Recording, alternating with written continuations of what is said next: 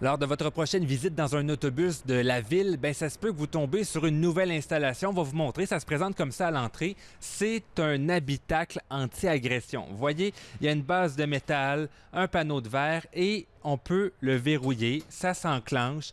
En gros, ce que veut faire la STTR, c'est protéger ses chauffeurs des agressions. Parce qu'il y en a eu quelques-unes ces dernières années. On parle depuis 2022 de 10 agressions physiques. Il y a certains cas qui ont été médiatisés. Un chauffeur qui a été roué de coups, un autre qui a été menacé au couteau. Et il y a aussi une multitude d'agressions verbales, même si elles ne sont pas comptabilisées.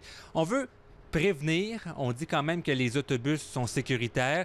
Il y a des chauffeurs qui voient ça comme une bonne nouvelle. Ils vont se sentir plus en sécurité au travail, mais il y en a un avec qui j'ai parlé sur le couvert de l'anonymat qui me disait est-ce que c'est vraiment ça qui va empêcher quelqu'un qui veut faire du mal de s'attaquer, de s'approcher du chauffeur? Lui, il croit que non. On a plus de gens impatients, plus de gens agressifs envers même les automobilistes. Là, Mon travail a changé depuis 17 ans. Autant je trouve ça décevant qu'on ait des portes parce qu'il y a moins de contact avec les gens, on est moins proche du monde, c'est moins social un peu, moins... Tu sais, il veut pas, on est rendu là, fait que ça les prend. Beaucoup de problèmes de santé mentale, on n'est pas les...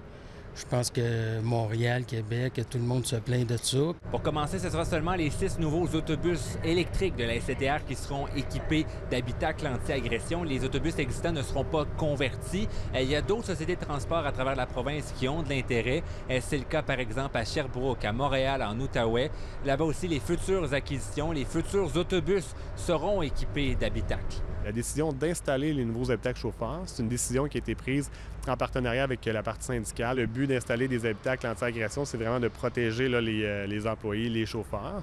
Ce qui est important de mentionner aussi, c'est que c'est une mesure qui est préventive. Donc, on tient quand même à rassurer là, les usagers du transport en commun. Là, le réseau de la STTR, c'est un réseau qui est sécuritaire. Il faut savoir qu'un habitacle anti-agression coûte 5 000 $ et c'est subventionné à 90 %. Ici, Charles-Antoine Boulanger, Radio-Canada à Trois-Rivières, sur la ligne 10, en direction de Sainte-Marthe.